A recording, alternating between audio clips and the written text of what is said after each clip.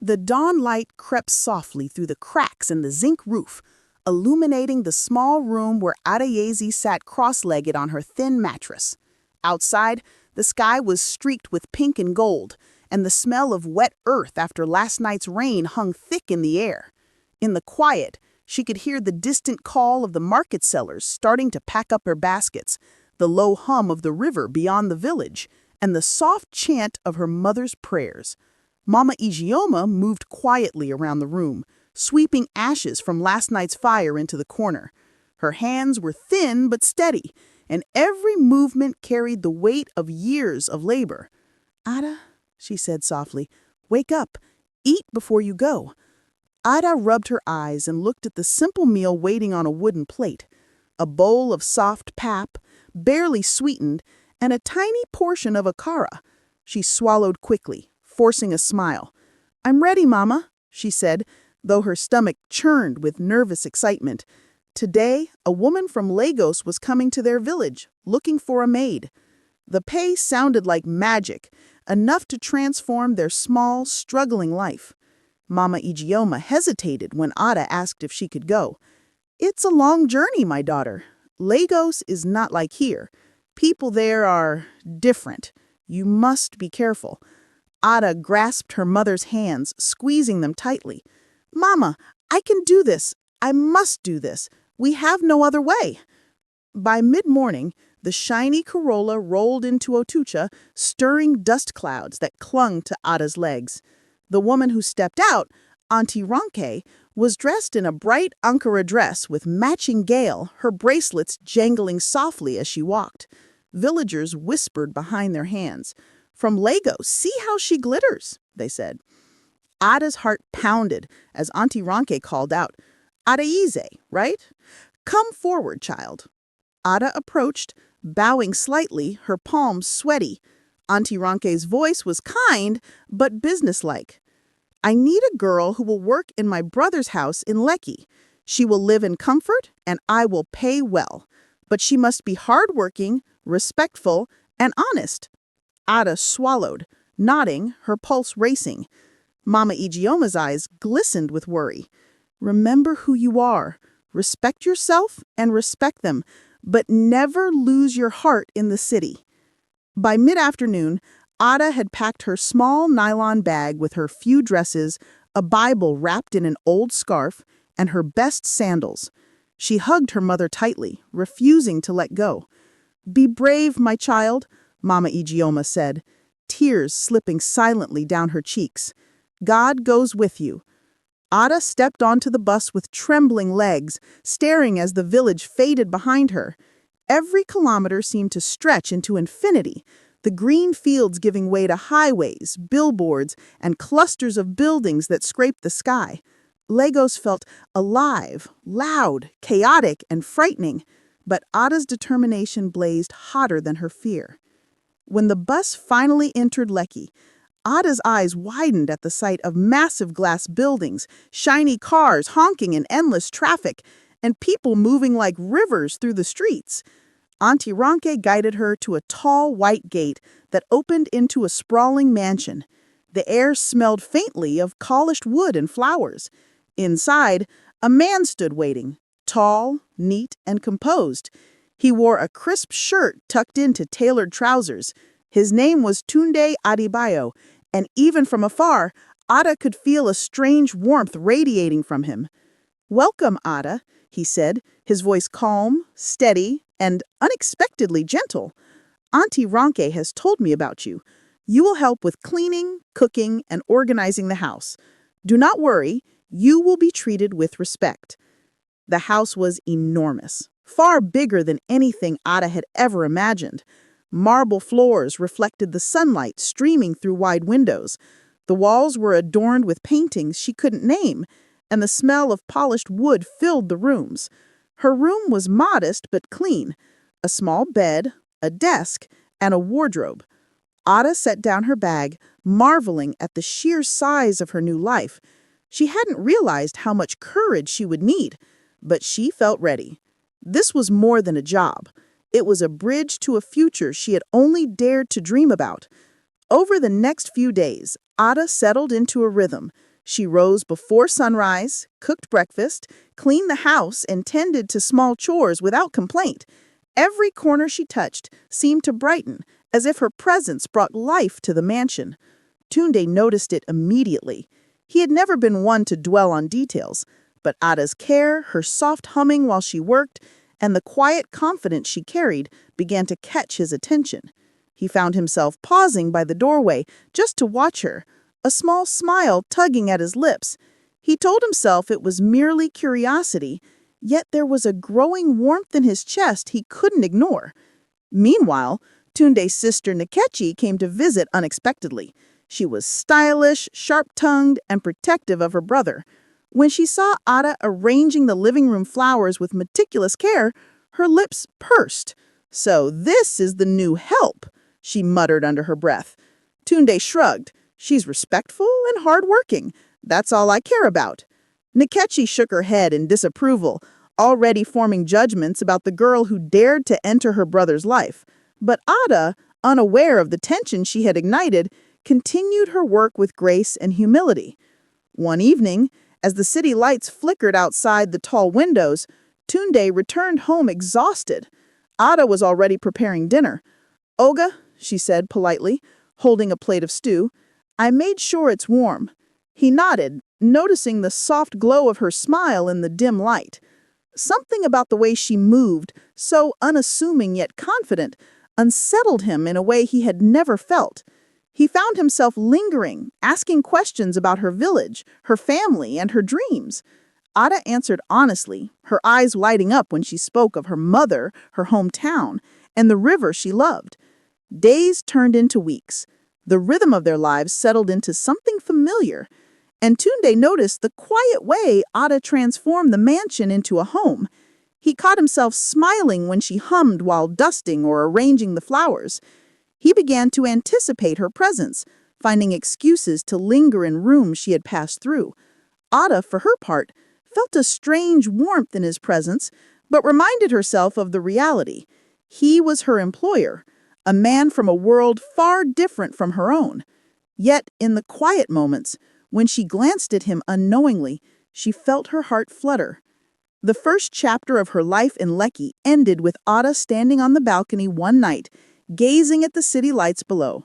She thought of her mother back in Otucha, of the journey she had made, and the uncertain path ahead.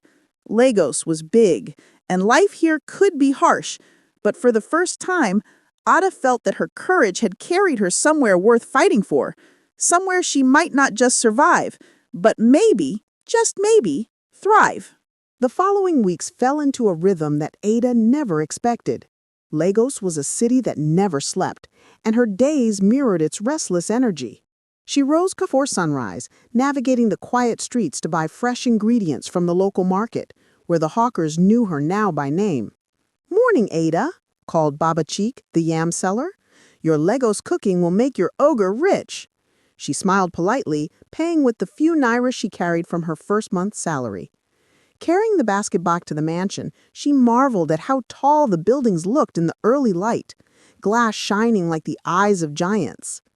The city intimidated her sometimes, but her determination never wavered. This was her chance to change life for herself and for Mama Idioma. Inside the mansion, Tunde moved through the house in his precise, measured way. His life was orderly, clean, and controlled. Yet Ada's presence was beginning to unsettle his usual calm. She seemed to notice details he often overlooked: the smudges on a mirror, a stack of papers left in the wrong corner, or a wilted flower in the vase. More than that, her smile had a way of lingering in his mind, gentle but unshakable. One evening, he caught himself pausing in the living room doorway just to watch her dust the furniture. The way she hummed while she worked, the soft focus in her eyes, it made him feel something he couldn't name, something he had never felt before. But Ada noticed him too, in subtle ways. She would catch him watching her from across the room, his hand resting lightly on the counter, or his gaze lingering longer than necessary. She felt a strange mixture of pride and fear, a warmth that was thrilling yet terrifying. He was rich, powerful, and out of reach, yet he spoke to her with kindness, never condescension. Sometimes when she served him tea, he would ask questions about her village life, about the river she loved, about Mama Ijeoma and her dreams. He listened intently, his eyes never leaving hers, as though each word she spoke was a treasure. Their connection deepened with small moments, almost invisible to anyone else. One evening, when the electricity went out in the mansion, Ada lit a lantern and carried it into the hallway. "Oga, the lights are out. Should I bring dinner to the drawing room?" she asked, her voice calm and confident despite the darkness. Tunde, already tired from a day of meetings, nodded. She set the plates on the table, and for a brief moment they both lingered in silence. He noticed the way the candlelight reflected in her eyes, highlighting the gentle curve of her face, and felt a pull in his chest that startled him. She looked up, sensing his gaze, and their eyes met. Neither spoke for a long moment, but the air between them shifted, charged with something unspoken. Meanwhile, tension was growing elsewhere in the mansion. Nkechi, Tunde's younger sister, had begun to notice subtle changes in her brother's demeanor. He smiled more often, lingered in rooms where Ada was working, and seemed to find excuses to speak to her. One afternoon, she caught them laughing together over a minor kitchen mishap. Her lips pursed, and she felt a flush of anger. "So this is the girl who has stolen my brother's attention," she muttered under her breath. She couldn't understand it. How could a maid, a girl from a small village, capture the heart of a man like Tunde Adebayo? To her, it was unacceptable, an insult to their family status. Determined to intervene, Nkechi began observing Ada closely, noting everything she did. She studied the way Ada moved, how she spoke, how she dressed. "She doesn't belong here," she whispered to herself. "I will not let her corrupt my brother's life." Her pride and protectiveness over Tunde became a silent war that only she understood. Ada, unaware of the storm brewing, continued her work with humility and grace, her thoughts always returning to her mother and the life she had left behind in Otucha. One rainy evening, the city streets slick with water, Tunde found himself walking Ada to her room after a long day. Thunder rumbled in the distance, and the mansion's large windows reflected the flashes of lightning. "Ida," he said softly, hesitant, "do you ever feel lonely here?" She shook her head gently. "No, sir. I think the work keeps me busy, and the city, it is loud, yes, but it is alive. I miss home sometimes, but this is different." He studied her carefully, noticing the way she tucked a strand of hair behind her ear, how her eyes glimmered despite the dim light. "Different good or different hard?" She paused, choosing her words. "Different, in a way that teaches you. Lagos is fast, it is cold, but it is honest. You know where you stand. That's why I work hard. I want to earn respect, not just money." Tunde felt a pang of admiration, mingled with something heavier he couldn't yet name. He wanted to protect her, to keep her safe, yet he feared the world's judgment as much as she might. Their conversation lingered, stretching longer than it should, until the distant sound of thunder reminded them both of the storm outside and the storm inside their hearts. Over time, subtle gestures began to build a pattern. Tunde would leave small gifts, fresh flowers, a packet of her favorite tea, a note of thanks for a job well done. Ada accepted them politely, but with gentle curiosity, aware of the undercurrent of emotion she was beginning to sense. They shared laughter, sometimes over minor kitchen accidents, sometimes over Lagos traffic stories. Their moments were small, intimate, yet full of tension, the kind that could ignite into something more if not handled with care. Nkechi, growing impatient, began to plan ways to drive Ada away. She whispered to friends, hinted at scandals, and tried to plant doubt in Tunde's mind. But he remained steadfast.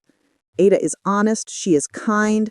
That is worth more than anything else," he would reply, leaving Nkechi frustrated and increasingly desperate. Meanwhile, Ada felt the subtle weight of judgment every day, sensing the silent disapproval in some corners of the house, but refusing to let it deter her.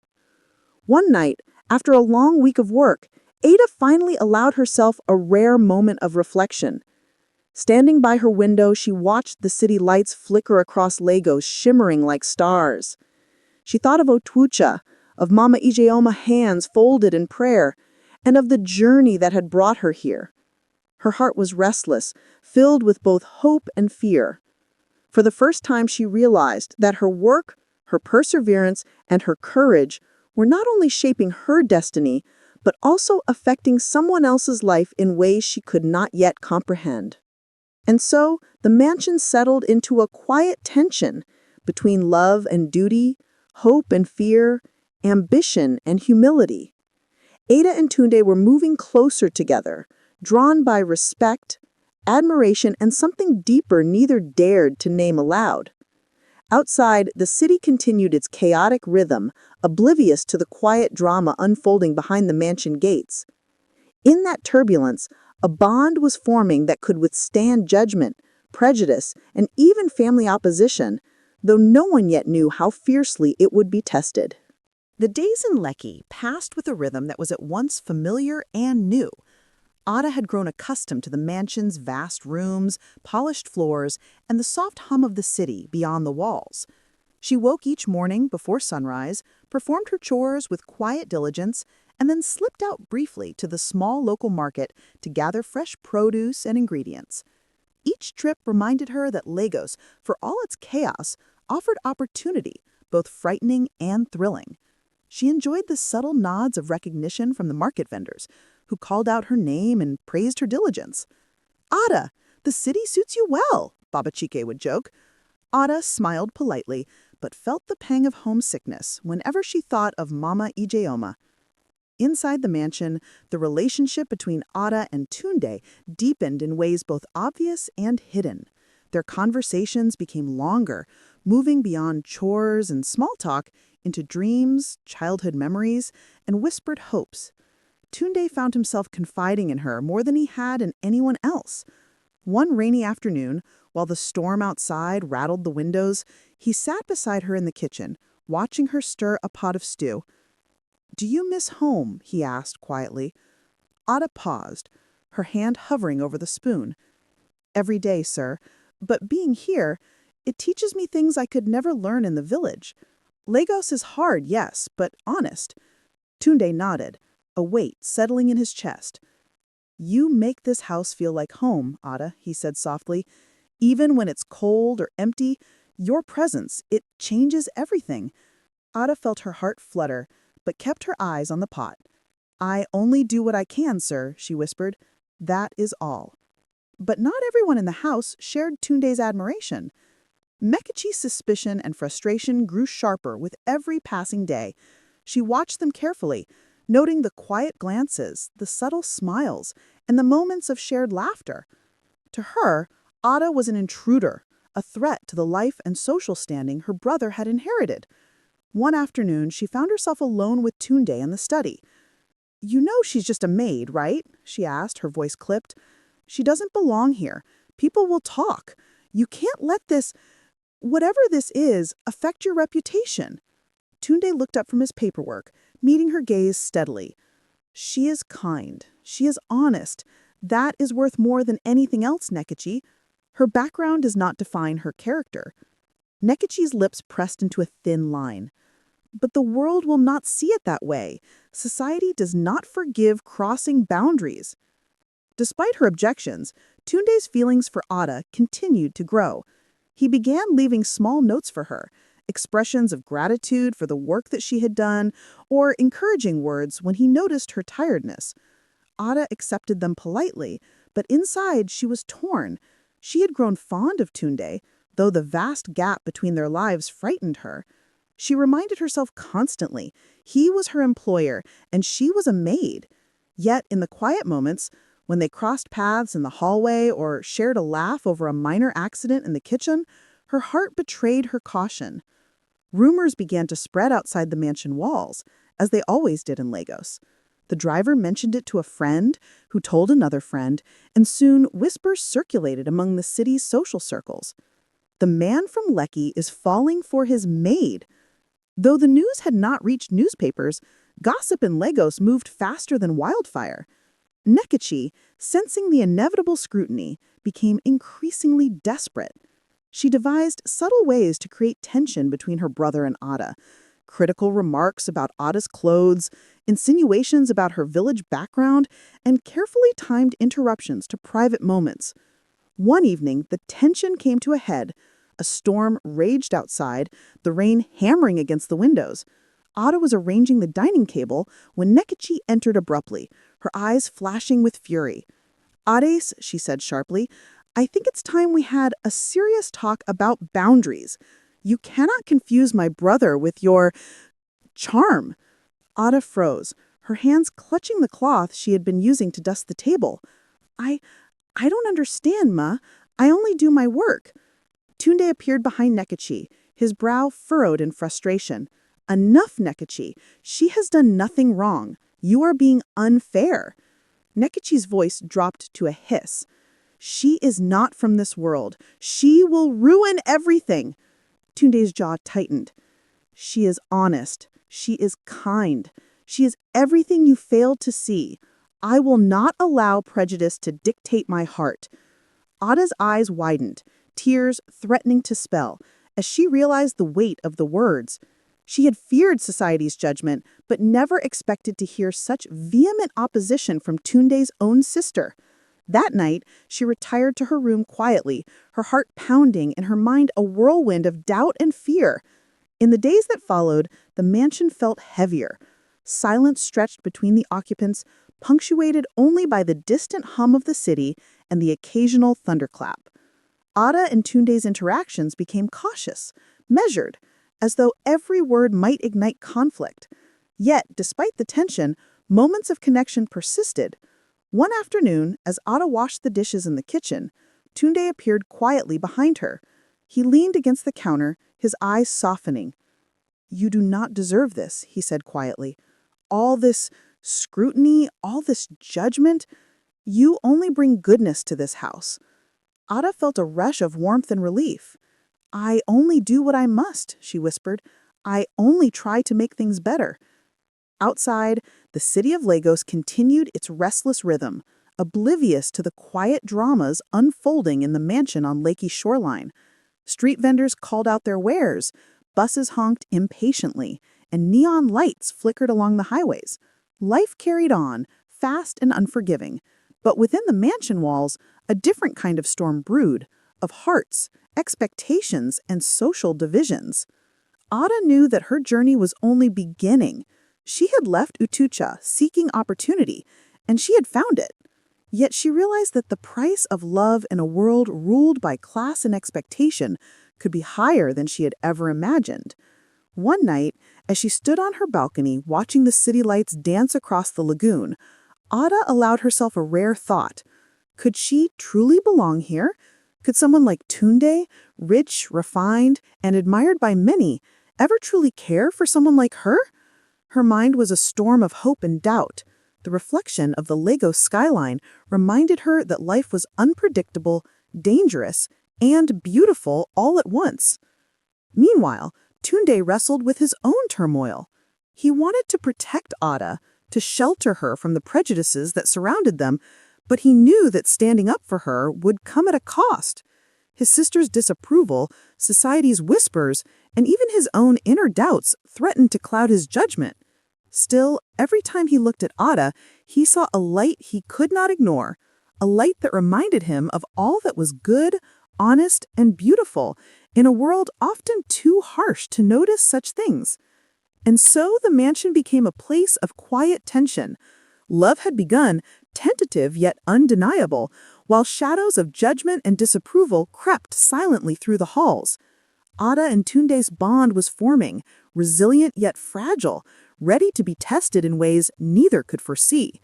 Outside, Lagos roared with life, the city a witness to the whispers and secrets that had begun to weave themselves into the fabric of their story.